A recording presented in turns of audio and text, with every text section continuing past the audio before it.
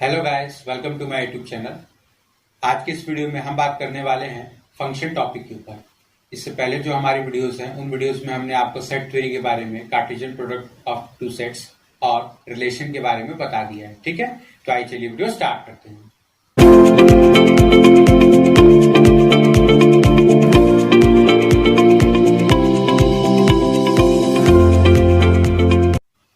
तो देखिए, अगर हम फंक्शन के बारे में बात करें तो हमारा फंक्शन जो होता है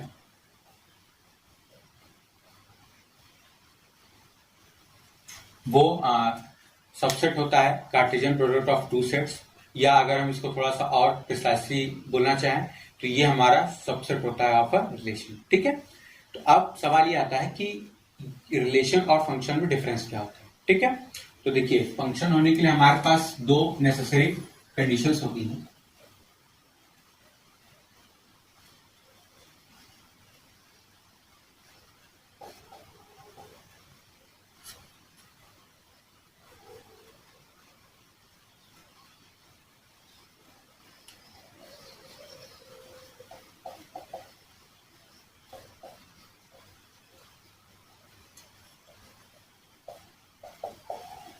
ठीक है, किसी भी मैपिंग के लिए फंक्शन होने की कंडीशन क्या होगी। पहला मान लेते हैं कि लेट, अगर f हमारी मैपिंग है फ्रॉम ए टू बी, ठीक है, तो इसकी पहली जो कंडीशन है वो ये होता है कि every element of set A have has image in set B। ठीक है, मतलब कि सेट ए के हर एक एलिमेंट का सेट बी में कोई ना कोई रिलेशन होना चाहिए। ठीक है, अगर ऐसा है तो हमारी पहली कंडीशन ऑफ किसी भी मैपिंग का, अगर हम उसको फंक्शन बोल सके, वो सेटिस्फाई होती है। दूसरी हमारे पास होती है कि एवरी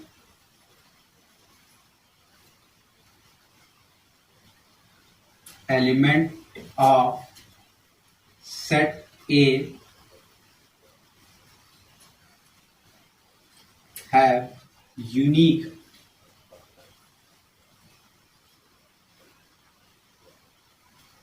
image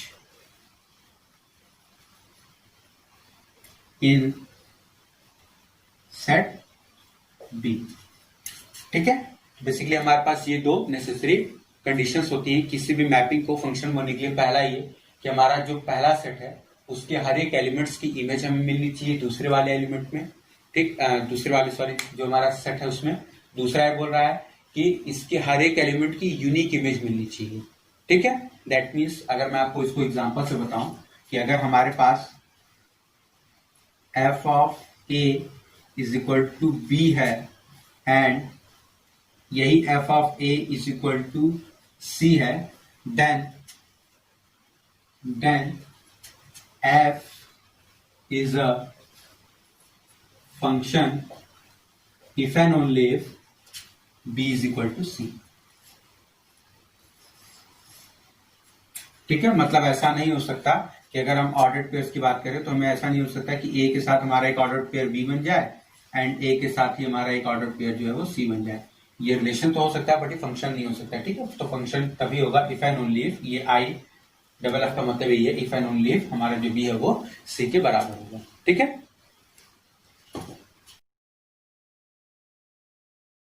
तो देखिए, अब हम बात कर लेते हैं डोमेन, कोडोमेन और रेंज ऑफ अ फंक्शन के बारे में। ठीक है, तो देखिए, डोमेन, कोडोमेन एंड रेंज। ठीक है, तो देखिए, मान लीजिए कि हमारे पास कोई फंक्शन है ए से बी में। ठीक है, अगर हम आपको डायग्राम के थ्रू बताएं तो ये हमारा ए हो गया, ये हमारा बी हो गया। इस ए से बी में एक मैपिंग डिफाइंड है एफ। अब हमारा जो ए सेट होता है ये हमारा पूरा होता है डोमेन। जो हमारा सेट बी होता है ये होता है कोडोमेन। और एफ ऑफ कैपिटल ए, मतलब कि सेट ए के जितने भी हमारे पास एलिमेंट्स हैं उन सभी की जो इमेज होती है ये हमारे पास होती है रेंज। ठीक है, तो डोमेन, कोडोमेन, रेंज, ये हमारे पास होगा। अब मैंने आपको ये चीज बताई थी कि फंक्शन होने के लिए हमारे पास नेसेसरी जो थी कंडीशन वो ये थी कि हमारे पास डोमेन के हर एक एलिमेंट की इमेज मिलनी चाहिए, दूसरा हर एक एलिमेंट की यूनिक इमेज मिलनी चाहिए। मतलब ऐसा नहीं होगा कि इसकी दो इमेज मिलेंगे, ठीक है, इन दो की एक मिल सकती है लेकिन इस एक की दो नहीं मिल सकती। मतलब अगर ये हुआ तो ये फंक्शन हमारा नहीं होगा, ठीक है, ये नहीं हो सकता। हाँ, ये हो सकता है हमारे पास यहाँ से ये एलिमेंट है, यहाँ से एलिमेंट है, इन दोनों की इमेज यही मिलेगी, ये पॉसिबल है, लेकिन ऐसा नहीं हो सकता कि एक की दो मिलेगी। ठीक है, तो अब इससे हमारा एक चीज जो निकल के आता है सामने वो ये आता है कि हमारा रेंज जो होता है it will be always a subset of codomain.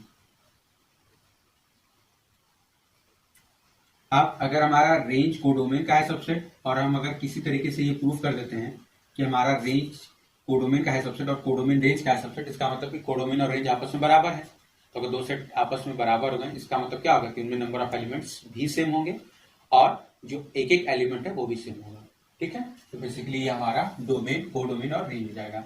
और अगर हम ऑर्डर पेयर्स के टर्म में अगर आपको बात करें तो हम generally f of x is equal to y लिखते हैं। ठीक है, इस तरीके से लिखते हैं या बहुत दफा आपको इस तरीके से लिख दिया जाता है, मान लीजिए ए कॉमा बी।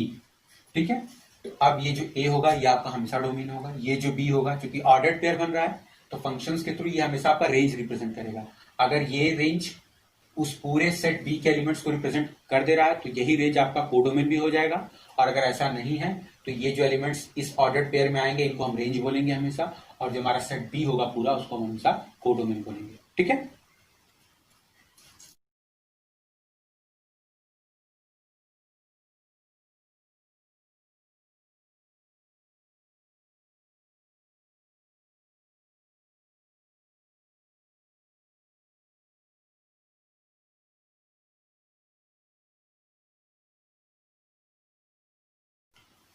अब देखिए सवाल हमारे पास अगला ये आता है कि हम अगर कोई भी दो सेट लेते हैं तो उन दो सेट्स के बीच में हमारे पास कितने नंबर ऑफ फंक्शंस जनरेट हो सकते हैं।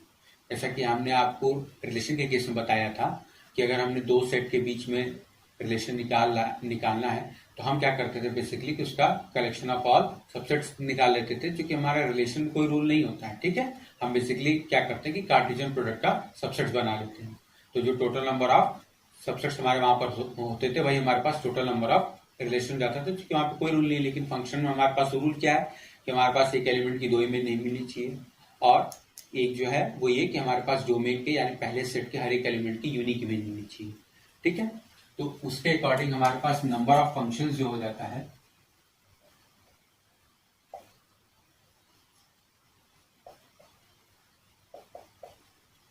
तो मान लेते हैं कि देखिए हमारे पास ये सेट ए हो गया, ये सेट बी हो गया। ठीक है, तो देखिए मान लेते हैं कि number of elements in set A is n। ठीक है, and number of elements in set B is equal to n। ये हमारे पास हो गया। अब हमारे पास क्या होता है कि देखिए इसमें हमारे पास जो टोटल नंबर ऑफ एलिमेंट्स हम कितने हैं, l है, और इसमें जो टोटल नंबर ऑफ एलिमेंट्स है वो हमारे पास कितने हैं, n है। ठीक है, अब फंक्शन बनाने के लिए हमारे पास जो जरूरी कंडीशन है नेसेसरी वो ये है कि हमारे पास ये हो सकता है कि इन सभी की एक इमेज मिल जाए लेकिन इनमें से किसी एक की दो इमेज नहीं मिल सकती। ठीक है, या मोर देन टू इमेज नहीं मिल सकती। अभी होगा क्या हमारे पास कि हम तरीका ढूंढते हैं, हम एक तरीके का कॉम्बिनेशन बनाते हैं कि कितने वे में हम इन चीजों को कर सकते हैं। ठीक है, तो अब देखिए हमारे पास क्या होगा कि ये इसमें एल एलिमेंट्स हैं। ठीक है, और हम क्या कर रहे हैं कि हर एल एलिमेंट्स को हम क्या करेंगे कि यूज करेंगे अपने फंक्शन बनाने में। कितनी बार यूज करेंगे, क्योंकि हमारा इसका कोई भी एलिमेंट खाली नहीं होना चाहिए, तो हमारे पास है कितना m एलिमेंट्स है और हम एक बार में यूज कितना कर रहे हैं, ऑल दी एल एलिमेंट्स। ठीक है, ऑल दी एल एलिमेंट्स को हमें यूज करना है m टाइम्स तक। दैट मीन्स कि l into L into L into L कितनी बार, m टाइम्स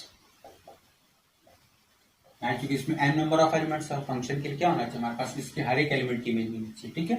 तो that is l into L into L, ये हमारा m टाइम्स हो जाएगा, यानी दिस इंप्लाइज दैट कि हमारे पास जो नंबर ऑफ फंक्शन हो जाएगा from a to b it is equal to l to the power n, ठीक है। अब किसी भी सेट में जो नंबर ऑफ एलिमेंट्स होते हैं उनको हमने आपको बताया था कि उनको कार्डिनल नंबर्स बोलते हैं या ऑर्डर ऑफ द सेट भी बोला जाता है, ठीक है। तो अगर ऑर्डर ऑफ द सेट के टर्म में अगर हम बात करें तो इसको हम बोलते हैं बेसिकली ओ ऑफ बी। तो देखिए अब हम बात कर लेते हैं ओ टू एल पावर टू फंक्शंस के बारे में, ठीक है। मतलब कि ऑर्डर ऑफ सेट बी के power order of set A, ठीक है, या कार्डिनल नंबर के टर्म्स में अगर हम बात करें तो ये हमारे पास हो जाता है,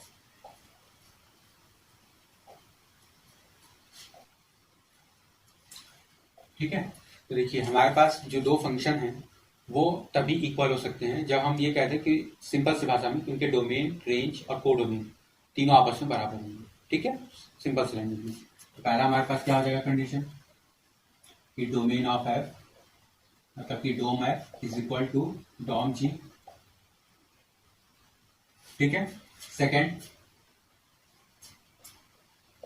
कोडोम F is equal to codom जी।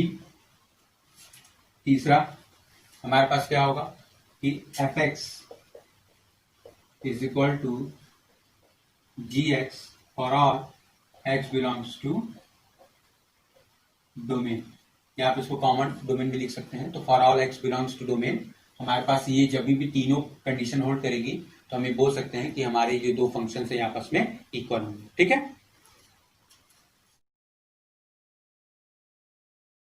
अब देखिए हम बात कर लेते हैं काइंड्स ऑफ फंक्शंस के बारे में।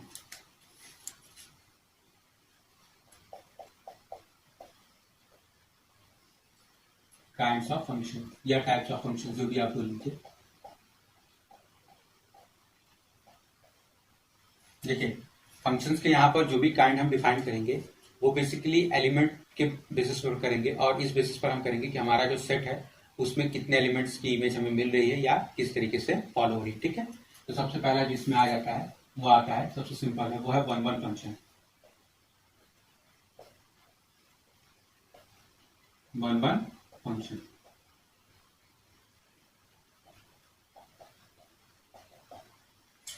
जैसा कि इससे नाम से आप लोग को मालूम पड़ा होगा, वन वन फंक्शन का मतलब ये होता है कि मान लीजिए हमारे पास कोई एक सेट ए हो गया, कोई एक सेट बी हो गया, तो इसके हर एक एलिमेंट की हमें यूनिक इमेज मिलेगी, ठीक है। ऐसा नहीं होगा कि किसी दो एलिमेंट्स की हमें एक इमेज मिल जाए, हमेशा हमें एक एलिमेंट्स की एक इमेज मिलेगी। अगर इसको मैं बाय डेफिनेशन आपको बोलूं कि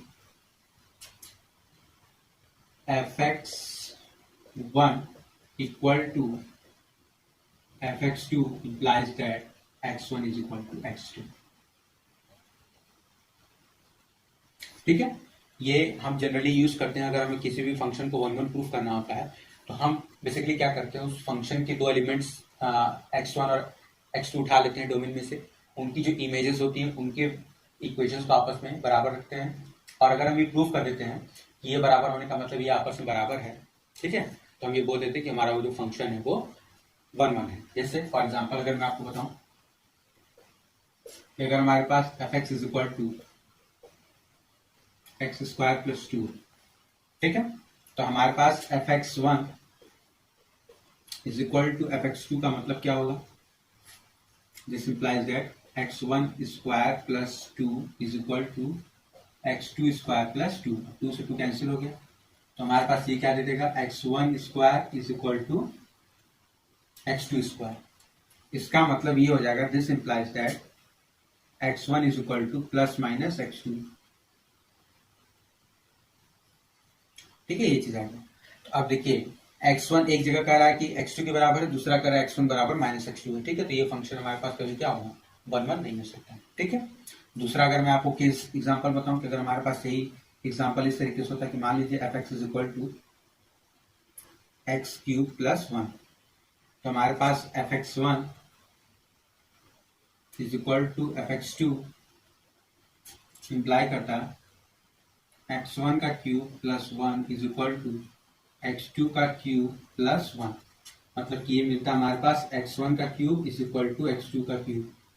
अब ये तभी हो सकता है जब दोनों के दोनों पॉजिटिव हो या दोनों के दोनों निगेटिव हो, ठीक है। तो हमारे पास this implies that x1 is equal to x2, मतलब कि दोनों ही केस में दोनों का साइन सेम रहेगा और चूंकि वैल्यू भी बराबर है, कोफिशिएंट 1 है, इसलिए हमारा x1 बराबर x2 होगा। तो इस केस में हमारा क्या है, f इज नॉट 1 1,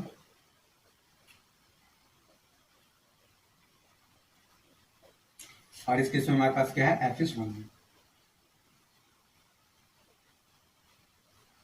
ठीक है। ये चीज हो गई। तो हमें कभी भी अगर किसी भी गिवन फंक्शन को वॉल्यूम प्रूफ करना होता है तो हम बेसिक यही करते हैं कि fx1 बराबर fx2 लेके चलते हैं, और अगर हमारी वो वैल्यूज आपस में बराबर आ जाती हैं तो हम बोल देते हैं कि फंक्शन 1 1 है, अगर नहीं आती है तो हम बोल देते हैं कि फंक्शन 1 1 नहीं है। अब सवाल ये आता है कि हमारे पास कितने number of one one function हो सकते हैं, ठीक है। किसी भी मैपिंग की अगर हम बात करें तो उसमें number of one one function कितने हो सकते हैं। तो मान लीजिए कि अगर इसमें नंबर ऑफ एलिमेंट्स जो है वो m है और इसमें जो नंबर ऑफ एलिमेंट्स है वो n है, ठीक है। वन वन फंक्शन होने के लिए हमारे पास जो नेसेसरी कंडीशन होनी चाहिए वो ये होनी चाहिए कि हमारे पास जो को डोमेन के एलिमेंट्स हैं वो हमेशा डोमेन से बराबर या उससे ज्यादा होना चाहिए, ठीक है। ये हमारे पास पहली कंडीशन है, क्योंकि इसकी हमें हर एक एलिमेंट की इमेज चाहिए, ठीक है। ये तो हमारे पास फिक्स है, तभी वो फंक्शन होगा। दूसरा, क्योंकि वन वन की बात किया जा रहा है तो मतलब कि इसकी हर एक एलिमेंट की इसमें हर एक यूनिक इमेज मिलनी चाहिए। तो मिनिमम नंबर ऑफ एलिमेंट्स कितने हो सकते हैं, या तो दोनों में बराबर हो या तो इस वाले में ज्यादा हो, ठीक है। क्योंकि इसके एलिमेंट्स छूट जाए उससे कोई फर्क नहीं पड़ता, लेकिन इसके एलिमेंट्स नहीं छूटने चाहिए, ठीक है। तो अब इसके अगर एलिमेंट्स हमारे पास छूट भी जाते हैं तो कोई दिक्कत नहीं, जिनकी इमेज मिलेगी उनको हम रेंज, और जो लोग बच जाएंगे वो पूरे कंबाइंडली क्या हो जाएंगे, कोड में, ठीक है। तो इसके पूरे एलिमेंट्स की हमें इमेज मिलनी चाहिए। तो इसके तो इसमें क्या हो सकता है कि जब भी आप फंक्शन वन वन करना है तो ये हो सकता है कि इसमें और इसमें एलिमेंट्स मिनिमम ये हो सकता है कि दोनों में नंबर ऑफ एलिमेंट्स बराबर हो, मैक्सिमम क्या हो सकता है कि इसमें नंबर ऑफ एलिमेंट्स बहुत ज्यादा हो, ठीक है। और यूनिक इमेज मिलनी चाहिए तो हमारे पास n ग्रेटर देन m हमेशा होना चाहिए, ठीक है। तो नंबर ऑफ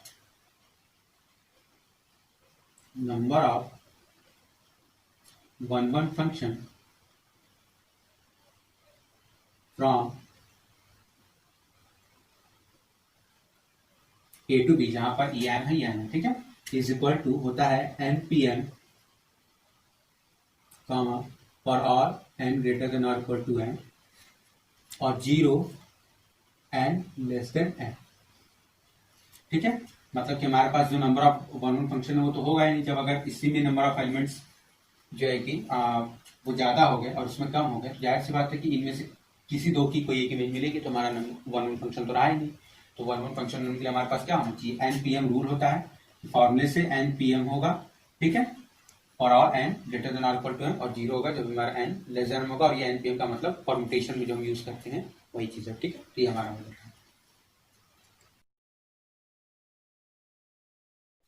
सेकेंड हमारे पास जो काइंड आ जाता है वो आ जाता है number of many one function, ठीक है। मेनी वन फंक्शन, जैसा कि नाम से पता चल रहा, वन वन का मतलब वन टू वन और मेनी वन का मतलब मेनी टू वन, ठीक है। तो अब हमारे पास यहाँ पर क्या होगा, मान लीजिए हमारे पास ये एक सेट हो गया, ये एक सेट हो गया, ये ए हो गया, ये बी हो गया। तो अभी क्या होगा कि इसमें से कोई भी दो की इमेज या तीन की इमेज एक मिल जाएगी, बाकी हम ऐसे कर देंगे, ठीक है। तो मान लीजिए कि कुछ एलिमेंट्स यहाँ हो गए, कुछ एलिमेंट्स यहाँ बचे रह गए, ये हो गया, ये हो गया, ठीक है। तो अब हमारे पास अगर इसमें नंबर ऑफ एलिमेंट्स m हो गए और इसमें n हो गए, तो देखिए वन वन वाले केस में हमने आपको बताया था, ठीक है।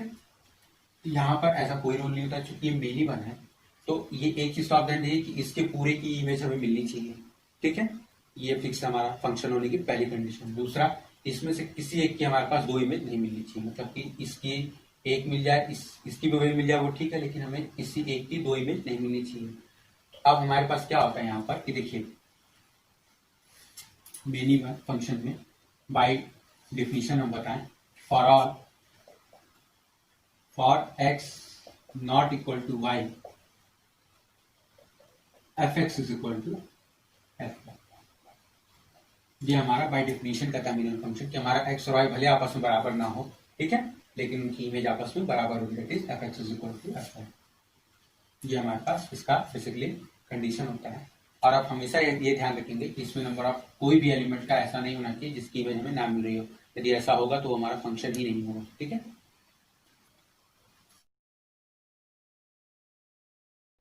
अब हमारे पास तीसरा आ जाता है on to function.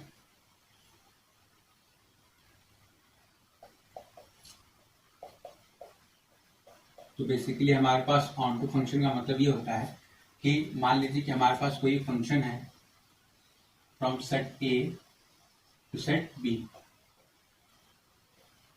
For mapping F, ठीक है। तो अब हमारे पास ऑन टू के केस में क्या होता है कि हमारे पास F of A is equal to B हो जाता है। इसका मतलब अगर मैं बाई डेफिनेशन बोलूँ तो हमारा range is equal to codomain. जब भी हमारे पास ऐसा हो जाता है तो हम इस तरह के फंक्शन को बोलते हैं ऑन टू फंक्शन, ठीक है। मतलब इसमें रेंज और कोडोमेन सब आपस में बराबर हो जाते हैं। अब उसके बाद चौथा हमारे पास जो टाइप आ जाता है वो आ जाता है इनटू फंक्शन।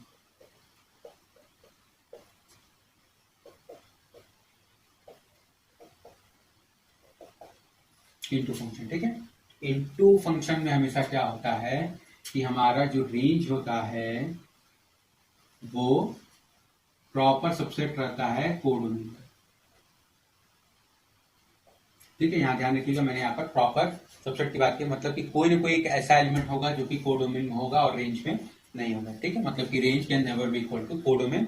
उस केस में हमारे पास क्या होता है कि उस तरह के फंक्शन को हम इनटू फंक्शन बोलते हैं, ठीक है। कि मतलब हमारा जो भी हम इमेजेस निकाल रहे हैं वो डोमेन के अंदर लाई कर गया है, लेकिन डोमेन में कुछ ऐसे एलिमेंट्स भी हैं जिनकी प्री इमेज ए में नहीं है, ठीक है।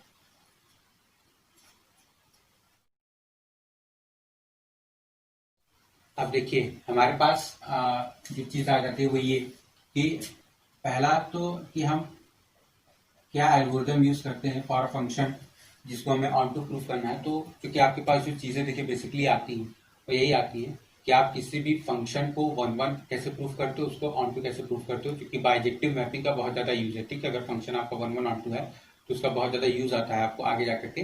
तो आप फंक्शन को वन वन तो हमने आपको प्रूफ करना बताया था, लेकिन आप फंक्शन को ऑन टू कैसे प्रूफ करते हो, ठीक है। तो उसके लिए हम क्या करते हैं,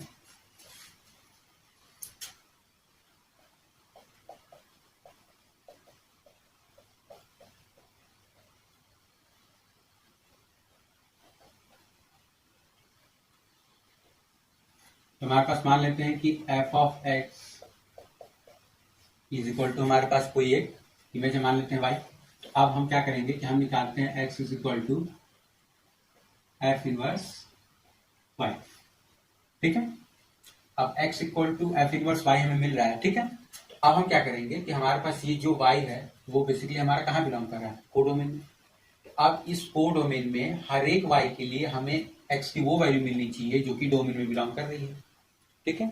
क्योंकि हम ऑन टू फंक्शन तभी बोलते हैं जब हम ये बोलते हैं कि हमारे पास कोडोमेन के हर एलिमेंट की प्री इमेज है, ठीक है। मतलब कि हमारा रेंज और कोडोमेन आपस में बराबर है। मतलब कि हमारे पास ये बोल सकते हैं कि पहले एलिमेंट्स की हर एक इमेज हमें दूसरे सेट में हर एक एलिमेंट से मिल गई है, ठीक है।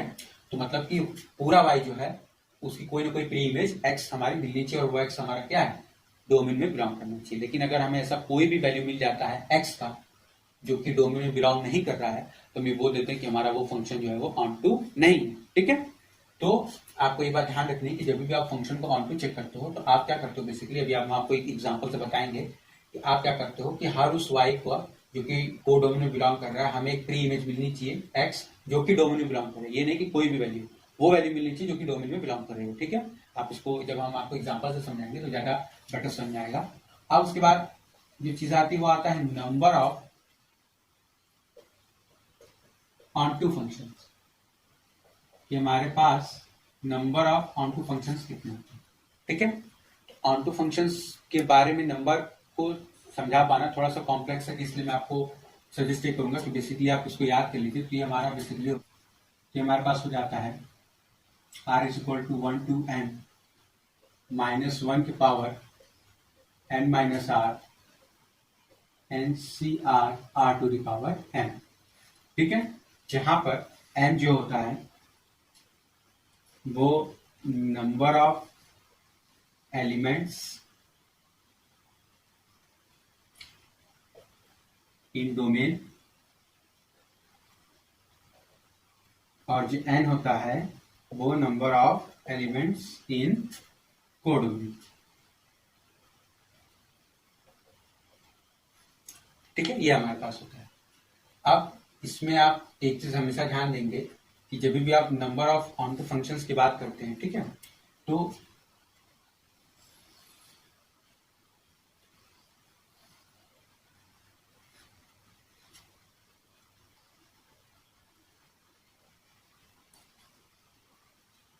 ये हमारे पास होगी। अब आप इसमें ध्यान ये देंगे कि देखिए, मान लीजिए कि इसमें नंबर ऑफ एलिमेंट ज्यादा है, ठीक है, इसमें अगर नंबर ऑफ एलिमेंट ज्यादा है तो हो सकता है कि हम इसकी मोर देन वन इमेज इसमें निकाल करके इस पूरी को फिलअप कर लें, ठीक है, क्योंकि हमारे पास फंक्शन के केस में पॉसिबल है कि हम इसकी एक से ज्यादा एलिमेंट्स की सेम इमेज आने दें, ठीक है, ये पॉसिबल है। लेकिन अगर हमारे पास इसमें नंबर ऑफ एलिमेंट्स कम हो और इसमें नंबर ऑफ एलिमेंट्स ज्यादा हो, फॉर एग्जाम्पल मान लीजिए कि हमारे पास यहाँ पे 1 2 3 4 ये चीज हो, यहाँ पर हमारे पास A B C D E होंगे, ठीक है।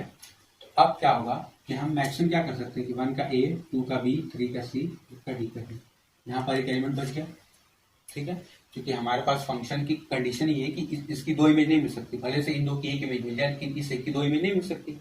अब हमारे पास क्या हो गया कि ये जो एलिमेंट है ये बच गया। अब जब ये एलिमेंट बच गया तो हमने अभी आपको बताया कि कोई भी फंक्शन ऑन टू तभी होगा जब उसके रेंज और कोडोमेन आपस में बराबर हो जाए, लेकिन यहाँ पर क्या होगा कि रेंज और कोडोमेन तो आपस में बराबर हो ही नहीं रहा। इसका मतलब हमारे पास क्या हो गया कि कोई भी फंक्शन ऑन टू तभी हो सकता है, ठीक है, जब हम ये कहें कि या तो डोमेन सेट में नंबर ऑफ एलिमेंट्स ज्यादा हो या डोमेन में और कोडोमेन में नंबर ऑफ एलिमेंट्स जो हो वो सेम हो, ठीक है, या तो डोमेन में नंबर ऑफ एलिमेंट्स ज्यादा हो कोडोमेन से, या तो डोमेन में और कोडोमेन में नंबर ऑफ एलिमेंट्स सेम हो, तभी हम ये बोल सकते हैं कि हमारा जो फंक्शन है वो ऑन टू की कंडीशन में आ सकता है। यदि डोमेन में हमारे पास नंबर ऑफ एलिमेंट्स कम है एज कम्पेयर टू कोडोमेन तो हम ये कभी नहीं बोल सकते कि वो फंक्शन हमारा ऑन टू होगा। तो आप इसको नोट में डाल लीजिए कि a function can never be onto if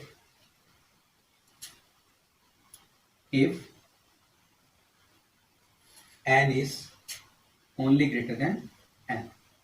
greater than और इक्वल टू की बात नहीं करें, ध्यान रखेंगे हम n ग्रेटर देन n की बात करें, that is number of elements in domain is less than number of elements in codomain, ठीक है।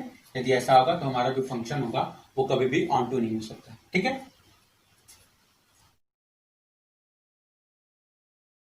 देखिए अब हम एक लास्ट टाइप की बात कर लेते हैं लगभग, वो हमारा है फिफ्थ बाइजेक्टिव मैपिंग जिसको हम करते हैं या हम कहते हैं आम भाषा में 1-1 ऑन टू मैपिंग, ठीक है, बाइजेक्टिव यानी 1-1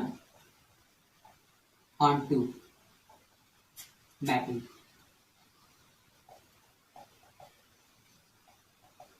तो ये जैसा कि आपको नाम से मालूम पड़ा है कि ये फंक्शन जो होगा बेसिकली वो 1-to-1 इमेज ही बनाएगा और प्लस जो होगा वो हमारा वो हर एक एलिमेंट से हर एक एलिमेंट इमेज बनाएगा, दैट इज दिस। तो अगर हमारे पास ये A हो गया, ये हमारे पास B हो गया, ये M हो गया, ये N हो गया, ठीक है। तो सबसे पहले हम ये 1-1 ऑन टू बोल रहे हैं कि हमारे पास हर एक एलिमेंट की यूनिक इमेज होगी। दूसरा, यहाँ पर जो उतने ही एलिमेंट्स होंगे जिनकी यहाँ पर प्री इमेज होगी, ठीक है, मतलब कि कोई भी एलिमेंट एक्स्ट्रा नहीं होंगे क्योंकि हमारा फंक्शन ऑन टू भी है। अब अगर ऐसा हो गया तो this implies that in number of elements in set A must be equal to number of elements in set B, ठीक है, मतलब कि दोनों में नंबर ऑफ एलिमेंट्स आपस में बराबर होने चाहिए क्योंकि इसके एक एलिमेंट की यहाँ पर यूनिक इमेज मिल रही है और यहाँ पर कोई भी एक ऐसा एलिमेंट नहीं बच रहा है जिसकी यहाँ पर प्री इमेज नहीं मिल रही क्योंकि फंक्शन ऑन टू भी है। इसलिए हमारे पास n is equal to m, मतलब कि हमारे पास m बराबर n होगा। इस कंडीशन में हम यहाँ क्या करेंगे, इस m को हटाएंगे और हम सीधे n लेते हैं, ठीक है। अब उसके बाद हमारे पास आता है नंबर ऑफ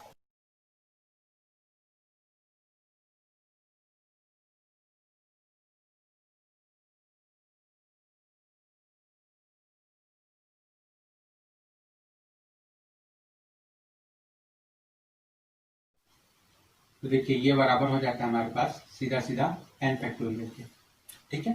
सिंपल सी बात है कि हम क्या करेंगे कि हर एक एलिमेंट को एक एक बार चूज करते जा रहे हैं तो नंबर ऑफ बेस जो होंगे हमारे पास चूज करने के लिए वो सीधा सीधा इनके नंबर ऑफ एलिमेंट्स हो जाएंगे, दैट इज n फैक्टोरियल। ठीक है, अब हमारे पास जो प्रॉब्लम आती है सबसे पहले वो ये आती है कि हम किसी भी फंक्शन को बाइजेक्टिव मैपिंग कैसे प्रूव करें। ठीक है, बाय डेफिनेशन आपको कोई प्रॉब्लम अक्सर आती है, किसी फंक्शन को अगर आपको बोलता है कि 1 1 ऑन 2 प्रूव करिए तो आपको बाय डेफिनेशन प्रूव करने में बहुत ज्यादा प्रॉब्लम्स आती है। तो अब हम बेसिकली उन मेथड पे बात कर लेते हैं जिस मेथड के यूज से हम उसको प्रूव करेंगे कि कोई भी हमारा फंक्शन जो है वो 1 1 ऑन 2 कैसे है। ठीक है,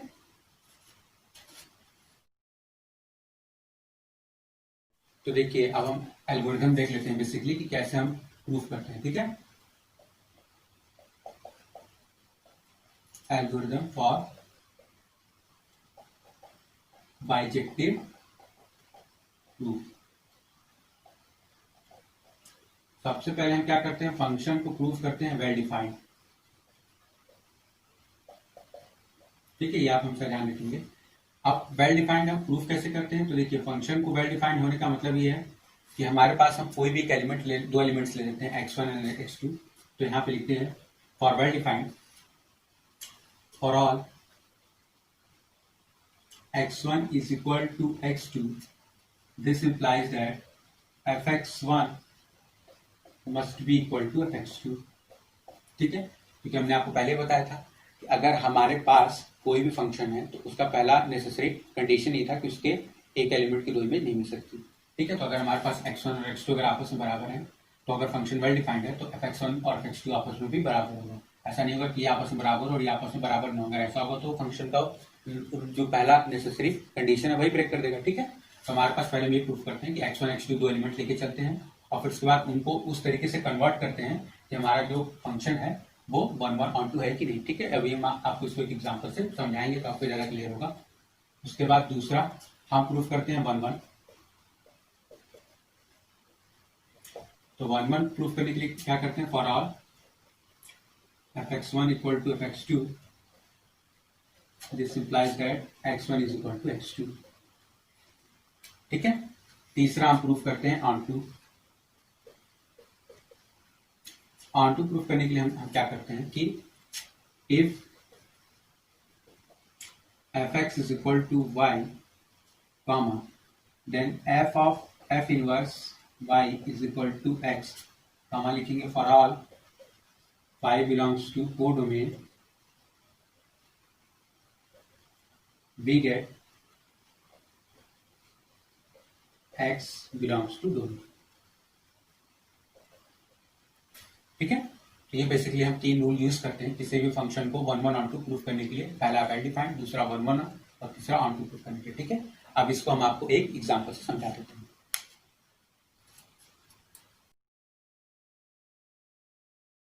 तो देखिए अब हमारे पास दिया हुआ है क्वेश्चन, कह रहा है कि हमारा जो फंक्शन है वो डिफाइंड है रियल से रियल में और कह रहा है कि हमारे पास जो फंक्शन है वो है fx is equal to x3 plus 2। तो हमको चेक करना है कि फंक्शन हमारा 1 1 ऑन 2 मैपिंग है यानी या बाइजेक्टिव मैपिंग है या नहीं। तो सोल्यूशन में हम क्या करेंगे, सबसे पहले हमने आपको बताया कि हम इसको वेल डिफाइंड चेक करेंगे। तो फॉर वेल डिफाइंड, ठीक है, क्योंकि सबसे पहले होता है क्या कि बच्चे डायरेक्ट 1 1 और 2 प्रूफ करने में लग जाते हैं, ये चेक ही नहीं करते कि फंक्शन हमारा वेल डिफाइंड है या नहीं। ठीक है, तो सबसे पहले आप ये गलती नहीं करेंगे, आप सबसे पहले वेल डिफाइंड चेक करेंगे। For well defined let x1 is equal to x2। ठीक है, अब अगर x1 और x2 आपस में बराबर है, this implies that x1 cube is equal to x2 cube. हम स्क्वायरिंग तो नहीं कर रहे हैं, हम क्यूब ही कर रहे हैं। तो अगर दो नंबर्स आपस में और पावर्स में अगर बराबर है तो चाहे पावर 1 हो चाहे पावर 3 आपस में बराबर ही रहेंगे। ठीक है, क्योंकि अगर अलग साइन रहेगा तो वो चेंज हो जाएगा। तो हमारे पास अगर x1 x2 बराबर है तो x1 क्यूब और x2 क्यूब भी बराबर होंगे एंड x1 क्यूब प्लस 2 बराबर x2 क्यूब प्लस 2 होगा। दोनों तरफ हमने 2 ऐड कर दिया, सेम नंबर, कोई फर्क नहीं पड़ेगा। अभी बेसिकली हमारा है कि ये चीज हमारा fx1 रिप्रेजेंट करेगा, ये चीज हमारा fx2 को रिप्रेजेंट करेगा and this implies that fx1 is equal to fx2। So f is well defined.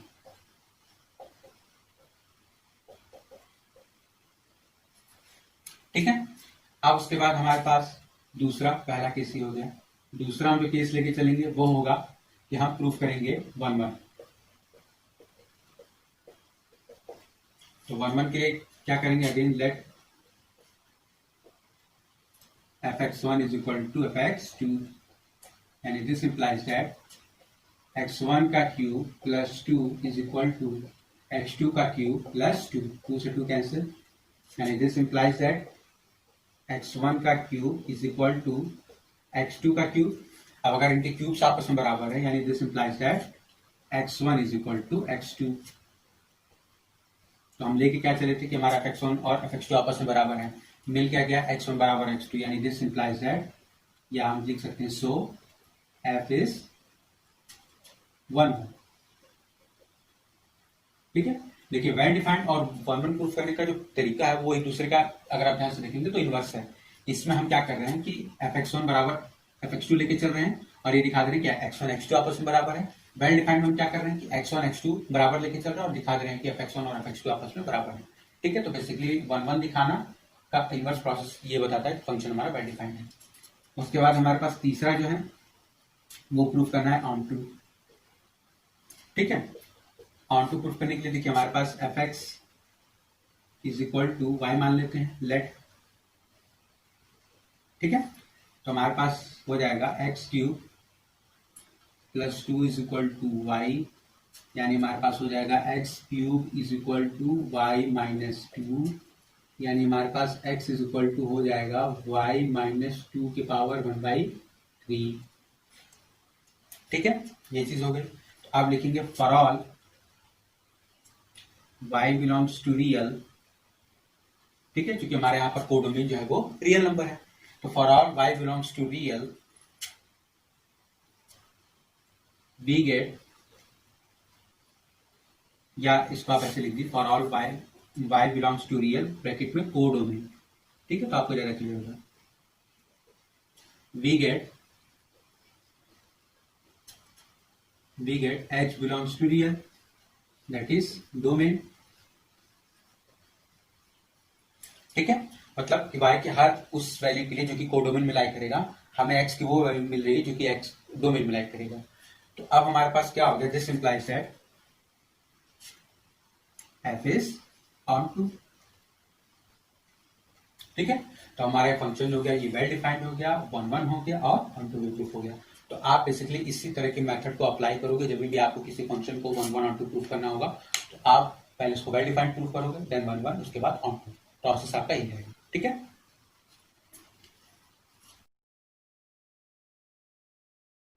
तो देखिए आज की वीडियो में इतना ही। आज के वीडियो में बेसिकली हमने फंक्शन की बेसिक डेफिनेशन देखी, उसके बाद हमने टाइप्स ऑफ जो फंक्शंस होते हैं, काइंड्स ऑफ फंक्शन वो देखा, उनको प्रूफ करने के लिए हमारे पास कौन कौन से मेथड, रूल्स या एल्गोरिथम जो भी होते हैं वो हमने देखा, और हमने आपको स्पेशली ये बताया कि हम फंक्शन को किस तरीके से 1 1 ऑन टू जो बाइजेक्टिव प्रूफ करना होता है उसको प्रूफ करते हैं। ठीक है, अगर आपको वीडियो अच्छी लगी हो तो प्लीज वीडियो को लाइक करिए, शेयर करिए और मेरे चैनल को सब्सक्राइब कर लीजिए। साथ ही साथ बेल आइकन भी प्रेस कर दीजिएगा ताकि हमारे चैनल पर आने वाली वीडियोस की नोटिफिकेशन आपको मिल जाए। तो मिलते हैं नेक्स्ट वीडियो में, तब तक के लिए थैंक यू।